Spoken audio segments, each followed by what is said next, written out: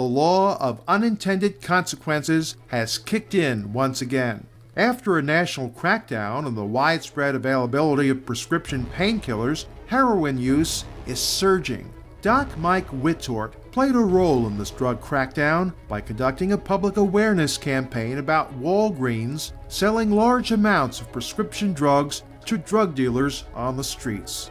In his video documentary, Walgreens Busted for Illegal Drugs, he named names, stating diverting drugs like oxycodone to the streets is big business for Walgreens. They sell this power drug for cash and reorder from their drug addiction accomplices like Pfizer, Goldline, Major, and Sheen. That helped put a screeching halt on many of the clandestine bulk painkiller sales to street drug users and dealers. Witort explains how prescription drugs like oxycodone are far more powerful and can be even more addicting than their stepped-on street drug counterparts. So now that the good stuff is gone, people seeking painkillers are turning to heroin. Mike Witort has been called Big Pharma's worst nightmare. Big drug companies temporarily silenced him, getting him thrown into prison on charges he was practicing medicine without a license. But much to their shock and horror, Doc Mike prevailed, now being able to practice medicine without a license, without being a medical doctor. His victory was considered by many to be the nation's largest lawsuit in history for the right to practice medicine without a license. Ironically, he won the case in Chicago, the home of both the American Medical Association and Walgreens World Headquarters. Responding to the new surge in heroin use, Doc Mike summed it up saying, "If you can't afford a BMW, you've got to get a Volkswagen."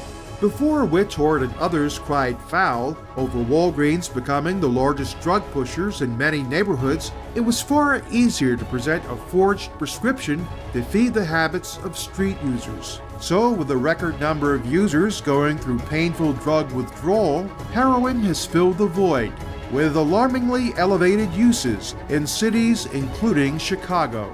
Due to its proximity to the United States, heroin production in Mexico has surged to the number 2 slot, just behind Afghanistan. And Obama's policy of keeping a porous southern border is not only allowing a large influx of undocumented Democrats to become de facto U.S. citizens, but also allowing billions of dollars in street heroin to fill the need that exists due to the crackdown in the easy availability of prescription painkillers. Prior to the crackdown, prescription drugs of choice for more than half of patients were opiates like oxycodone and hydrocodone. And if you think these powerful drugs are easy to get off of, think again.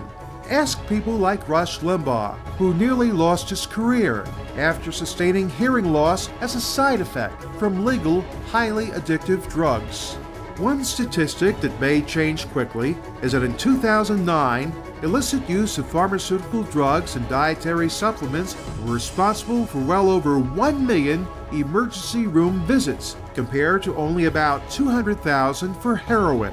With this new crackdown, and with millions of Americans addicted to pharmaceutical painkillers and diet drugs, we may soon see these numbers inverted, with heroin once again returning as the king of street drugs, as it once was decades ago.